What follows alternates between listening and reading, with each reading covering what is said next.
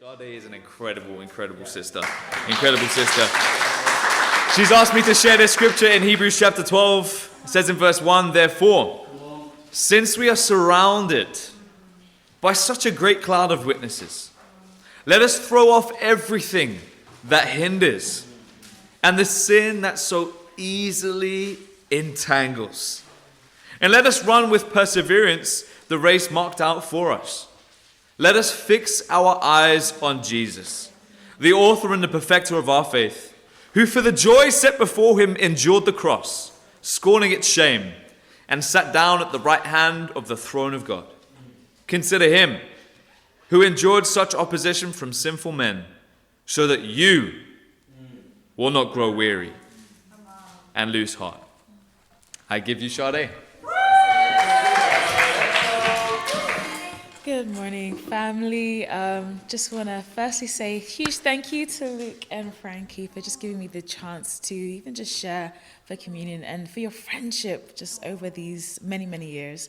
And thank you to the Dublin Church just for your encouragement. It's just really helped heal my heart. So I'm very grateful to you all. At this moment of my life, I think the cross can mean many things. But if I was to find one word to sum everything up, it would be gratitude.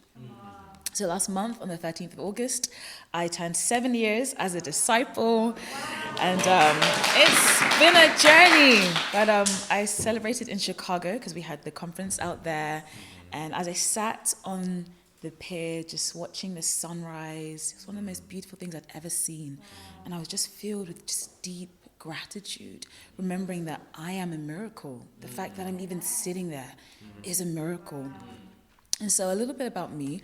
As Luke said, I'm Sade. I was baptized in 2017 in the mighty London church. Very grateful for the London church. But I grew up very desperate for love. I was looking for perfect love. I had this idea that someone out there was going to love me perfectly, that I won't need to say anything. They'll just know I'm thinking of special fried rice, extra spicy, right? Without me saying anything. What I didn't know was that human doesn't exist. If it did, I don't know if that's a human. But I was giving myself to all these relationships, looking for something that I just couldn't find. The very first relationship I had out of high school, he actually ended up going to prison. I was really young at that time. I didn't know what was going on. In the second relationship, he broke up with me the day I found out that my best friend passed away.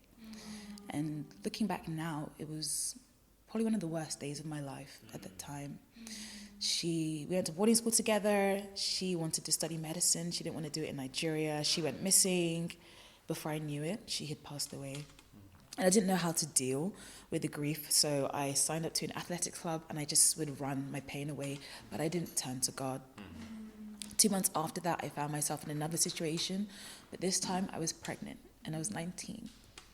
And it's one of those things I said would never happen, but in that moment, I just knew I couldn't bring a baby into this world where I didn't even know what I was supposed to be doing. And so when I was 7 weeks, I had an abortion. I was very alone.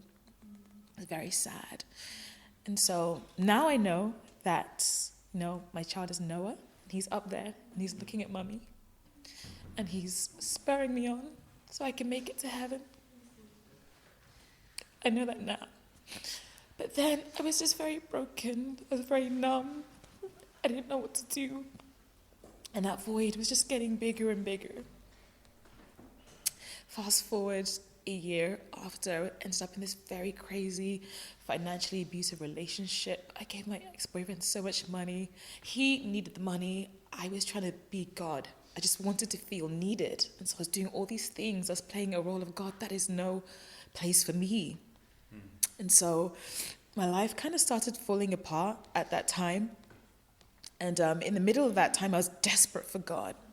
But as things started to get better, I was met by a disciple.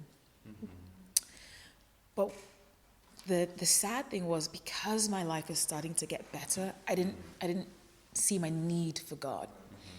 I thought I was getting myself out of this time. It's okay, I'm not really that desperate anymore. I'm not really as eager as I was when I was going through it the first time.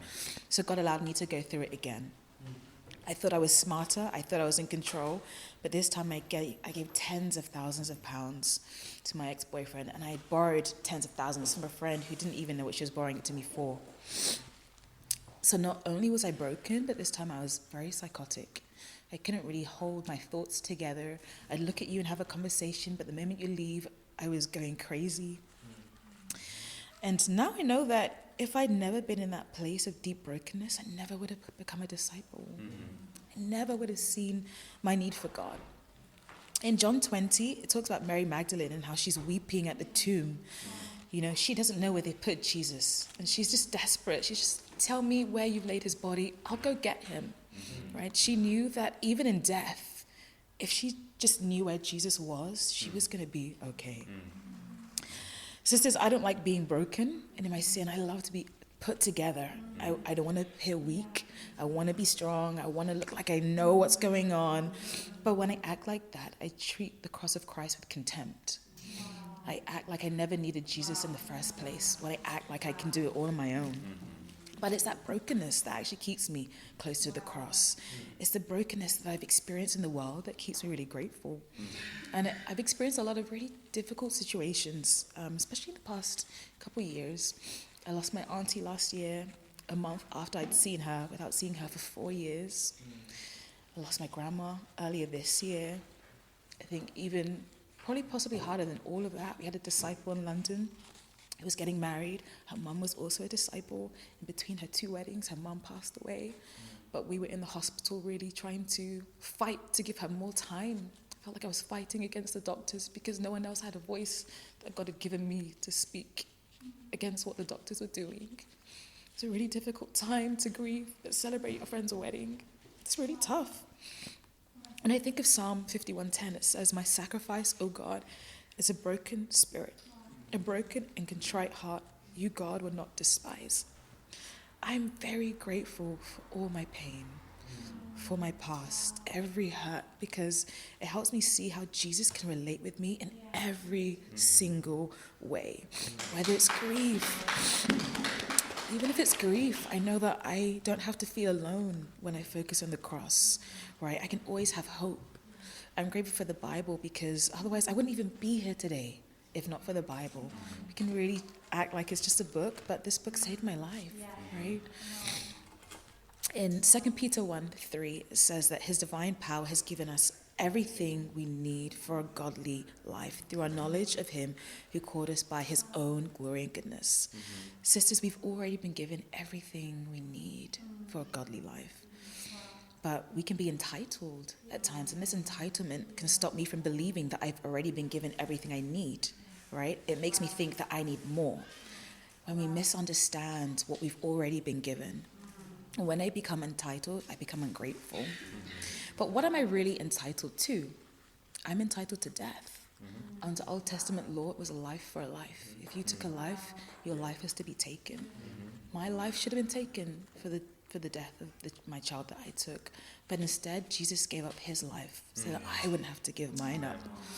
And so I get to learn just how to be content with God in every situation. And it's that contentment that helps me to stay grateful. So thank you for letting me share.